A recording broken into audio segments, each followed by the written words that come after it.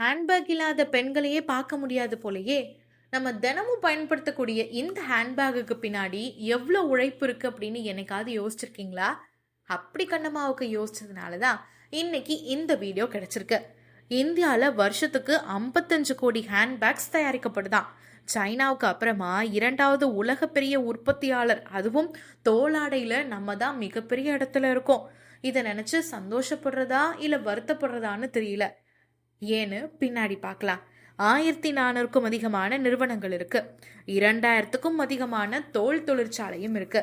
Tamil Nadu, Uttar Pradesh, Kanpur, west Bengal, மகாராஷ்டிரான்னு பல இடங்கள்ல இந்த தொழிற்சாலைகள் இருக்கு. ஒரு வருஷத்துக்கு 20 மில்லியனுக்கும் அதிகமான ஹேண்ட்பேக்ஸை நம்ம எக்ஸ்போர்ட் பண்றோம். இதன் மூலம் மட்டுமே 400 மில்லியன் US டாலர்ஸ் நமக்கு வருமானமா கிடைக்குது.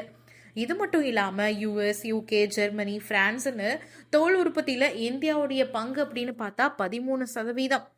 விலங்கோட தோலை 40%ஆவது நம்ம பயன்படுத்துகிறோம் அப்படின்னு தரவுகள் சொல்லுது. விலங்குகள் கொலை செய்யப்பட்டு தான் கிடைக்குது அப்படின்னு சொல்கிறாங்க.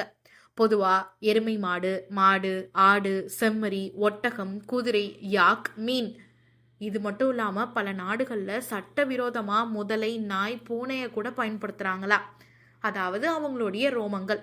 படுகொலை செய்யாத தோல் அப்படிங்கிற பிம்பம் இருந்தாலும் லேப்ல கொல்லப்படக்கூடிய அனிமல்ஸ், ஹாஸ்பிட்டல்ல இறக்கக்கூடிய அனிமல்ஸ், ஆக்சிடென்ட், பட்டினியால இறந்த விலங்குகள், இறைச்சிக்காக முக்கியமா அதிகமா கொல்லப்படுது. வருஷத்துக்கு 3 கோடி ஆடுகள் இதுக்காக மட்டுமே பயன்படுத்தப்படுது. ஆடு அப்படின்னு பார்த்தா 5 கோடி, செம்மறி ஆடுனா 3 கோடி, மாடுனா 3 கோடி. இதெல்லாம் லீகலா தெரிஞ்சது மட்டும். இல்லீகலா எவ்வளோ பிஸ்னஸ் நடக்குது அப்படிங்கிறது நமக்கு தெரியாது.